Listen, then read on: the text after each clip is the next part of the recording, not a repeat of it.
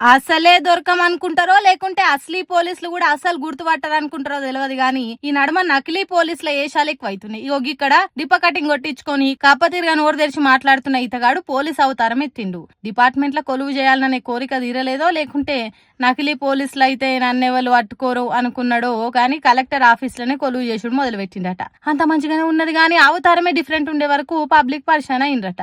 ఆ డిప్ప కటింగ్ తోని అరగుండు, పిల్లిగడ్డం, పిసపిస మాటలు, బిత్తిరి సూపులను పరీక్ష పట్టి చూస్తే ఎక్కడనో తేడా కొడుతుంది సీనా అన్నట్టున్నదట. అయ్యవారి వ్యవహారం గుచ్చి గుచ్చి ప్రశ్నలు అడిగితే పిచ్చి పిచ్చి సమాధానాలు చెప్పిండట. వచ్చిన అనుమానం ఇంకింత ఎక్కువై కలెక్టర్ ఆఫీస్ కు వచ్చిన పబ్లికే కంప్లైంట్ ఇచ్చిండట ఒరిజినల్ పోలీసులకు. ఇంకేమున్నది ఇట్లా లాగుల చేయి పెట్టి లాగాయించి గుంజుకొని పోతున్నారు. బిడ్డ ఇది కాదురా పోలీస్ డ్యూటీ అంటే, నీకు స్టేషన్ లో చూయిస్తుందా అన్నట్టు తిక్క కుదిరిచ్చే తనకి తీసుకొని పోతున్నారు. అయినా కూడా మన యాటిట్యూడ్ తగ్గుతలేదు చూడుండ్రి. ముసి ముసి నవ్వులు నవ్వుకుంటూ నడుస్తున్నాడు. నవ్వు స్టేషన్లకు పోయినాక చెక్కలగుల కూడా వేస్తారు పోలీసులు. ఉత్తరప్రదేశ్ రాష్ట్రం మీర్జాపూర్ జిల్లా కలెక్టరేట్ లో జరిగింది నకిలీ పోలీసు వ్యవహారం. ఏందో ఏమో గానీ నడుమ చాలా మందికి పోలీస్ దయ్యం పట్టింది. కాకి బట్టలు వేసుకొని ఖాతాలు పడుతుండ్రు. ఏందో ఏమో పోన్రి.